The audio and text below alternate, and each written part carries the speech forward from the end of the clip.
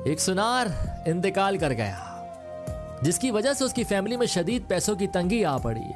तो सुनार की बीवी ने अपने बच्चे को नीलम का हार देते हुए कहा कि इसे अपने चाचा की दुकान पर ले जाओ और कहना कि इसे बेचकर कुछ पैसे दे दें। बच्चा चाचा की दुकान पर गया और बोला, ये माँ ने दिया है, इसे बेचकर कुछ पैसे दे दें। चाचा सुनार कुछ देर खामोश रहे और हार को देखते रहे। फिर बोले, बेटा अपनी माँ से कहना कि अभी मार्केट में मंदी है, कुछ टाइम बाद इसे मेरे पास भेजना।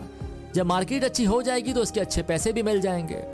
साथ साथ चाचा ये भी समझ गए थे कि इनको पैसों की बहुत जरूरत है, तो उन्होंने बच्चे को कुछ पैसे देकर कहा कि कल से मेरी दुकान पर काम करने आ जाना। बच्चा अगले दिन से काम पर आ गया और चाचा की दुकान पर हीरे जवाहरात की परख का काम सीखने लगा।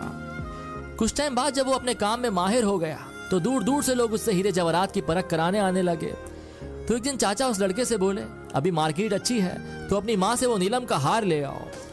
लड़का घर गया और अपनी माँ से नीलम का हार मांगा कि चाचा मांग रहे हैं। माँ हार लाई तो लड़का उसे देखकर चौंक गया और बोला, माँ ये तो नकली है, और हार वहीं छोड़कर वापस चाचा के पास आ गया। चाचा ने पूछा, हार नहीं लाए? तो कहने लगा, वो तो नकली है, लेकिन आपने मुझे उस वक्त क्यों नहीं बताया जब मैं पहली दफा उसे आपके पास लेकर आया था? तो चाचा बोले, अगर मैं उस वक्त तुम्हें ये बात बता देता कि वो हार नकली है तो तुम और तुम्हारी माँ को लगता कि आज हम पर बुरा वक्त आ गया है, तो सगा चाचा भी हार को नकली बताकर हमसे मुनाफा कमाना चाहता है। लेकिन आज तुम इस लायक हो गए हो कि तुमने फौरन उसे परख लिया कि वो हार नकली है।